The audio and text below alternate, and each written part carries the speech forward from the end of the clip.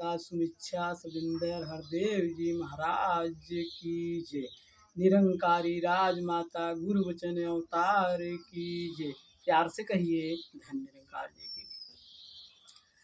सोत रहलहूँ आटरिया सपन एक देख्यौं, सपन एक देख्यौं हो ना। बहिनी से जिया से उठी गया कान्हैयावा नजरियौ न देख्यौं, नजरी यौ न देख्यौं ना। रान परोसनी मोरी माई लागौ अवरौ बाहिनी लागौ अवरौ बाहिनी लागौ। बाहिनी कवनौ अकिल हमै देतियौ कान्हैया अपन देखितियो ना। बहिनी कवनौ अकिल हमै देतियौ कान्हैया अपन देखितियो ना। सझवाई दधिया जमावौ सबेरे उठी मारौ, सबेरे उठी मारौ हो ना। बहिनी गलिया की गलिया दधी बेचौ कान्हैया अपन देखौ हो ना। बहिनी गलिया की गलिया दधी बेचौ कान्हैया अपन देखौ हो ना। एक पेड़ पेड़वा ढिठोरिया पतिया झपकी लागे, पतिया झपकी लागे ना। बहिनी ओही तरे ठाढ़ कान्हैया वाला पकिया चर धरैयो ना। सासू मोरा मारी है ननद गारी है, ननद गारी है ओ ना। कन्हई सुनै पही सामी हमार जियरा मारी नहीं है, जियरा मारी नहीं है हो ना। काहे के सासू मारी है ननद गारी है, ननद गारी है हो ना। धन हम हई कन्हई तोहार लपकिया चर धरे हो ना।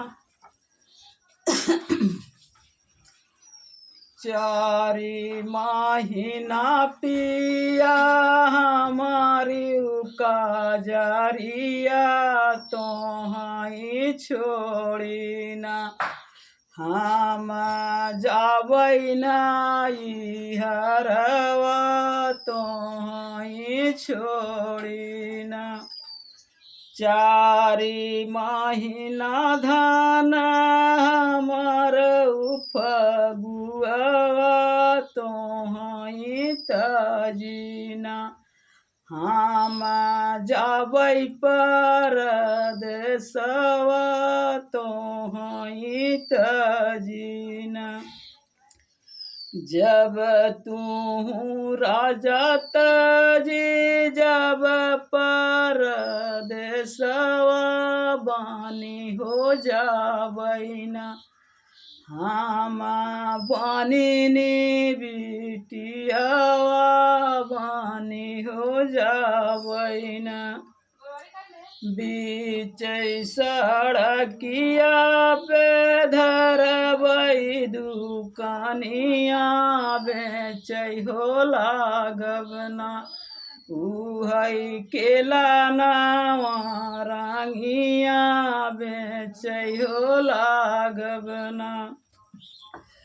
बराई बरिसवा पे लौटे बानी जरवा किला दे आवैना उहाई जीरवा लावांगिया किला दे आवैना उहाई जीरवा लावांगिया किला दे आवैना के तने निटकवानिन पेड़वा मिठैया के तने टकेना लायु के लनवा रंगिया के तने टकेना लचिया हिटके बनी जर पेड़वा मिठैया लावांगे टकेना लायऊ के लानवा रंगिया लावांगे टकेना के तोहरे खई है बनी जर पेड़वा मिठैया के इहो खैना तोहरा के लनवा रंगिया के इहो खैना माई बहिनिया खई है पेड़वा मिठैया की ओई रे धनना खई है केला नवा रंगिया